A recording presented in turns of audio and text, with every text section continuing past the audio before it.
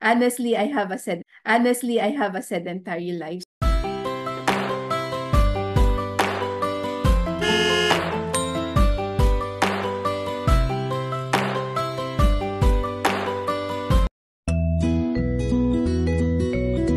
Kasi nung una parang tinatanggap ko na sa sarili ko na if may cancer ako, let it be. Kasi ayokong maubos yung pinagpaguran ko. So, sabi ko kay Lord, kung maghihirap lang din talaga ako at mauubos yung kabuhayan namin dito, kunin niyo na ako.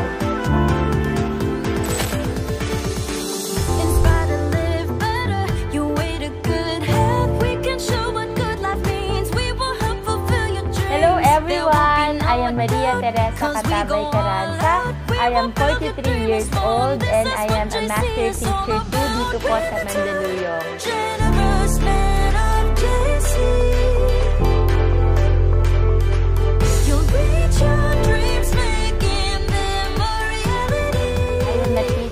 For 22 years and I am an NCR official. I represented the Philippines abroad. So, pinadala na po ako ng Girl Scout of the Philippines sa London, England. And sa New Delhi, India last March. So, I am a credentialed trainer sa Girl Scout movement natin. Panganay kasi ako. So, ang dami kong mga responsibilidad at ang dami ko pang gustong ma-achieve sa buhay.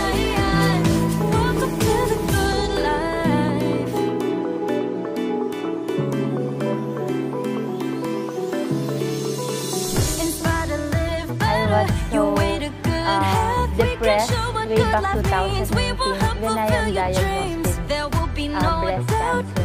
I have 22 cysts on my right and 13 cysts on my left.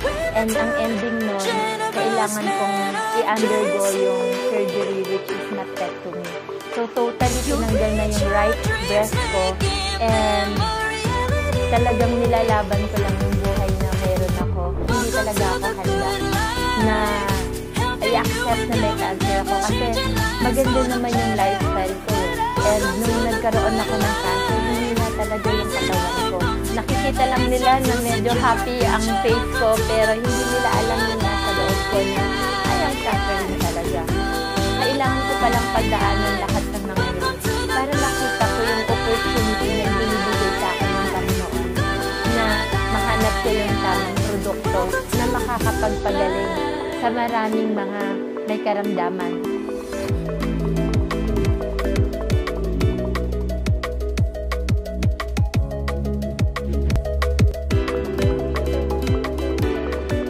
Actually, binalikan ako ng dati kong estudyante dahil nalaman niya na nagkaroon ako ng cancer. Yung dati kong estudyante na yun ay Girl Scout. Sabi niya sa akin, "Tita, mag-JC Organic Barley ka." Dahil medyo skeptical ako, ni-research ko pa siya. Hindi talaga ako mahilig uminom ng mga mapapakla. Kaya, nung unang in-introduce sa akin to, nagdalawang isip pa ako. Pero nung natikman ko siya, sabi ko, ba't ganun? Hindi siya ganun sa ina-expect ko. Hindi siya mapakla at saka masarap ang panlasa dahil sa isang taon ko na paggamit ng JC Organic Barley. Sinabihan ako ng doktor ko last August 2024 na itigil ko na lahat ng mga gamutan ko sa breast.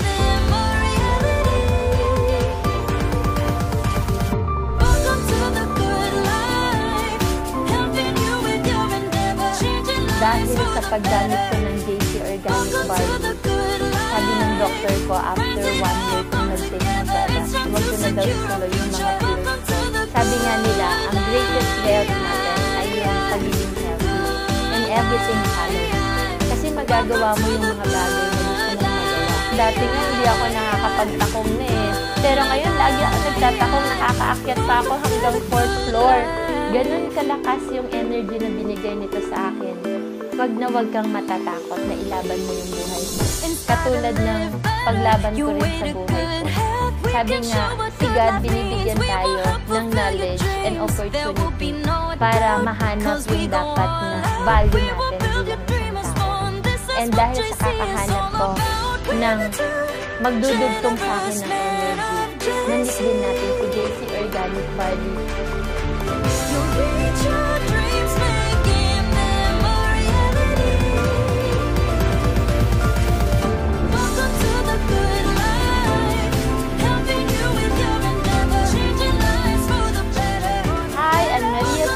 Katabay Carranza, and I choose JC.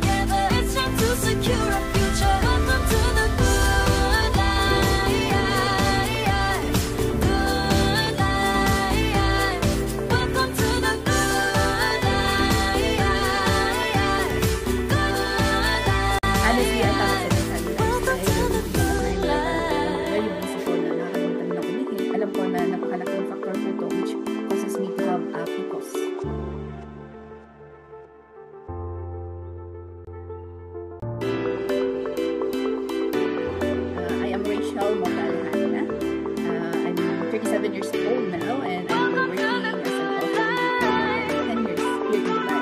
So currently, I'm working as a technical support analyst in one of the companies.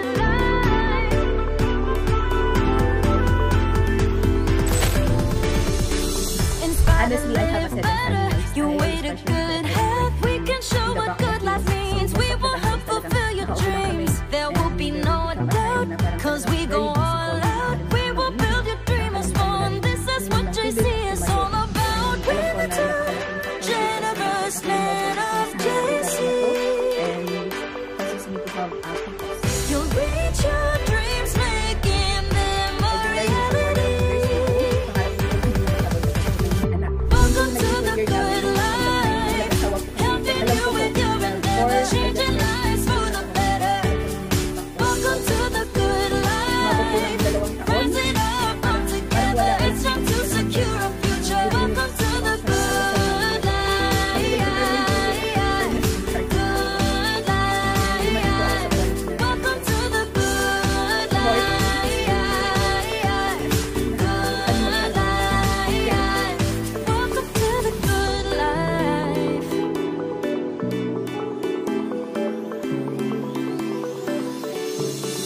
Inspired to live better, you wait a good health. We can show what good life means. We will help fulfill your dreams. There will be no doubt, cause we go all out. We will build your dream as one. This is what JC is all about. We're the two generous men of JC. You'll reach your dreams, making them a reality. Welcome to the good life, helping you with your endeavors, changing lives for the better. Welcome to the good life, rising up all together. It's time to secure a future. Welcome to the good life, good life. Welcome to the good life, good life. Welcome to the good life. I'm positive pregnant for 1 month already, and I give glory to God for that kasi alam ko na He uses this barley to be an instrument para po i-prepare yung womb ko. And at the same time, pinag-chance ko rin po yung time na yun na parang yung womb ko na doctor, mayroon pa rin po ba akong pupos? And also, she also confirmed na clear na po ako sa pupos. And praise be God sa miracle na yun, I can see for us na mag-asawa.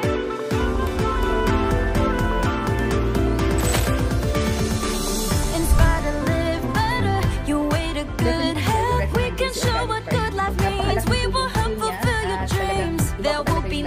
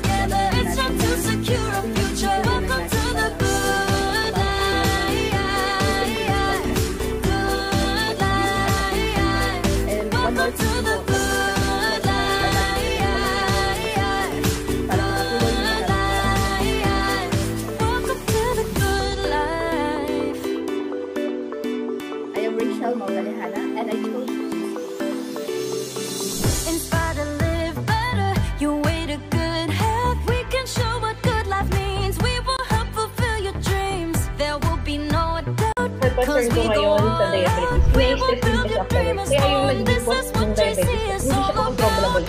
Natakot talaga ako kasi hindi siya bumaba ng 200, 300 plus lang.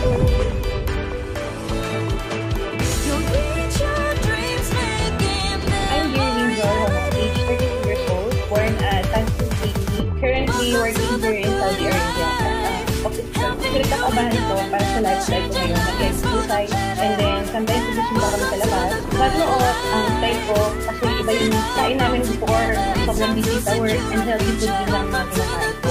So, concern ko ngayon sa diabetes. Then, suddenly, na-hospital ako, confirm ko na may diabetes ako. Ang hirap talaga rin magkaroon ng diabetes. Kasi maraming ina-refer sa yung doctor ng mga gamot, hindi mo minsan siya ma-inom kasi parang nasa-surrender ka na. May mga died last year, positive niya ng diabetes niya siya high blood. Tapos yung dad ko naman din, na-stroke din siya. So natatakot ako, di mo malalaman kung kailan siya darating sa buhay mo. Di nagme-maintain yung diabetes ko noon. Na-stress din kasi ako sa work. Kaya yung naging cause ng diabetes, hindi siya controllable talaga. Natakot talaga ako kasi hindi siya bumaba ng 200, 300 plus lang. Parang lalo ko na-stress, lalo siya nag-trigger. Tapos yung cravings mo sa foods, lalo siya nag-trigger. Supposed to be, dapat makakontrol mo yun. Pag may diabetes ka, nalalasahan mo na gusto mo kumain ng sweets, syempre, inom mo na naman ang gamot. Sabi ko sa sarili ko, siguro time, maging aware na ako sa kung ano pinakain ko, kung ano yung gagawin ko ngayon. Yung ka-office mate ko, sabi niya, try mo kayo ng Casey Bar. Na-curious naman ako, why not? Try natin. Wala namang mawawala eh. One time na, padala na siya dito sa Saudi. Nagulit ako dun sa lasa niya. Matamis na siya, pinulit-ulit ko na siya. At siya na yung talagang iniinom ko everyday. Of course naman, kasi yung pakiramdam ko lagi kasi dati, pagod ako, exhausted at work. Tapos yung effect kasi ng diabetes sa katawan, yung hindi ka niya papatayin sa bed, talagang exhausted yung katawan niya. Pero ngayon, nagamit ko siya after 1 month, sobrang energetic ko. Ganun yung effect ng bar sa mahalaga yung healthy balance natin. Kailangan talagang nagawa natin pag-abot yung sa pagkain, dapat ako kumain. For me, kailangan mo na ng proper exercise, healthy balance, wala naman siguro mawawala kung gagawin mo. Yung healthy lifestyle natin ngayon. Casey Bar here, nasasabi ko kasi for lifetime na sa akin. Hindi ko na siya mabibitawan forever sa life. Hi, I'm Dear Angel Homo, and I choose JC.